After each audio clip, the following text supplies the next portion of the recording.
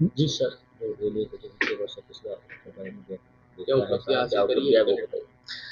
देखिए, गत वित्तीय वर्ष जो 2025-26 जो हमारा 31 मार्च 2026 को ख़त्म हुआ है, उसमें बीकानेर मंडल ने बहुत उत्कृष्ट प्रदर्शन किया है यात्री सुविधाओं के बढ़ाव के लिए।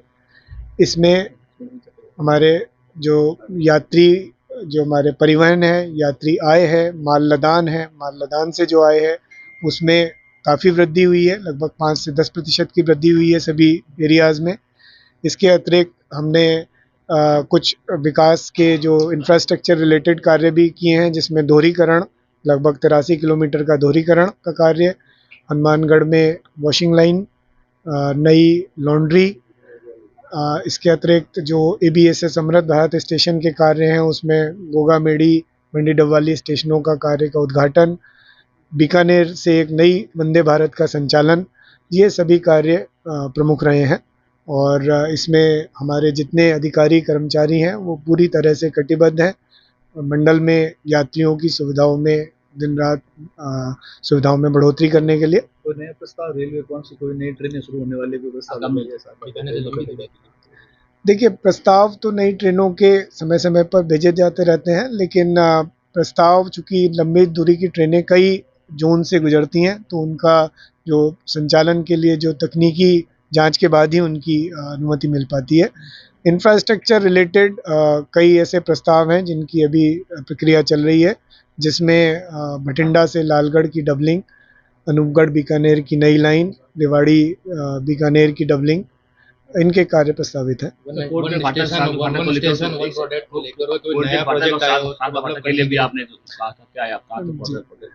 जो कोर्ट गेट सांकला फाटक जो बीकानेर के लिए एक बहुत ही महत्वपूर्ण समस्या रही है, इसका भी कार्य प्रगति पर है।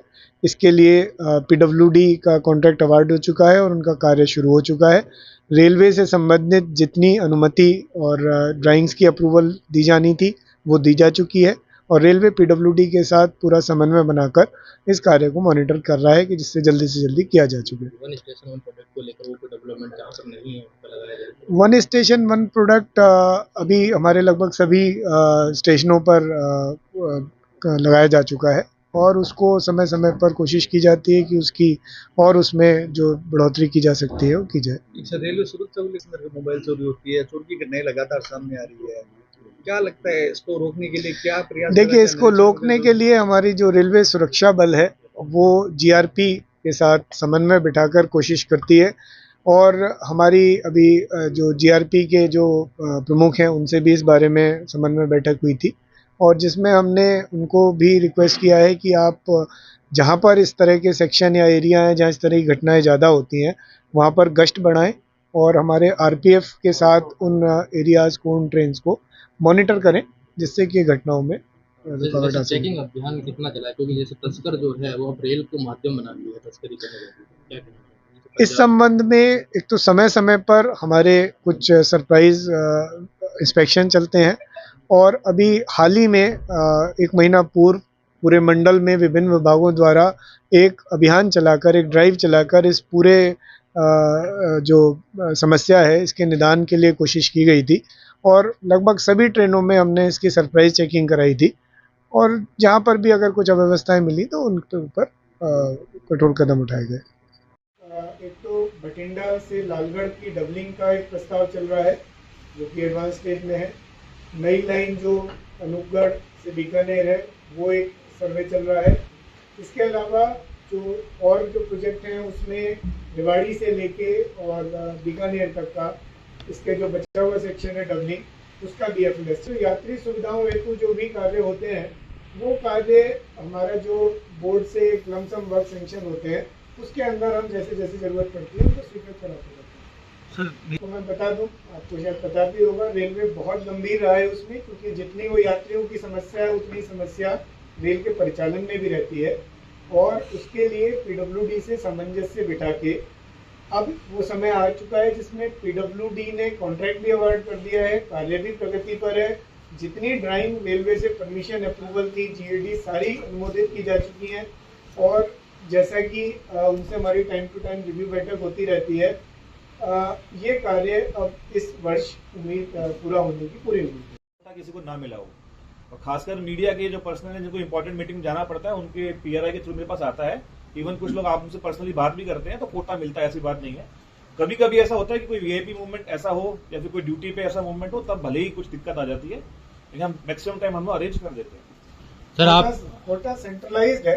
कोटा सर आपने सिक्योरिटी सेक्शन का बात करा, जैसे जो डेटा है, डेटा बताया आपने, उसमें सिक्योरिटी सेक्शन का बताया, मतलब कि महीने के अंदर 15 से ज़्यादा मोबाइल चोरी हो जाते हैं सर, बड़ी लंबी दूरी जैसे दिल्ली वाला बठिंडा वाला रूट के अंदर, और 2 टीयर वाले कोच के अंदर से चोरी हो जाते हैं। तो ऐसे में क्या आपका कोई डाटा अभी रिकवर किए हो अपन ने कुछ मोबाइल फ़ोन्स, क्योंकि ये बहुत बड़ी समस्या है सर। और जो व्यक्ति एफआईआर दर्ज कराता है, एक तो वो एप्लीकेशन वर्क नहीं करती, ना नंबर वर्क करता है उसके अंदर, फिर उसको संबंधित थाने के अंदर जाकर रेलवे मुआवजा करना पड़ता है, एफआईआर दर्ज करानी पड़ती है, उसके बाद में मोबाइल नहीं मिल पाता है। तो एक प्रकार से बहुत बड़ा लॉस हो जाता है सर। और चोरी भी इस प्रकार से होती है कि एसी कोच के अंदर, पर्स के अंदर से मोबाइल निकाल के ले जाते हैं। महिलाओं के साथ में ज़्यादा हो रहा है सर ये।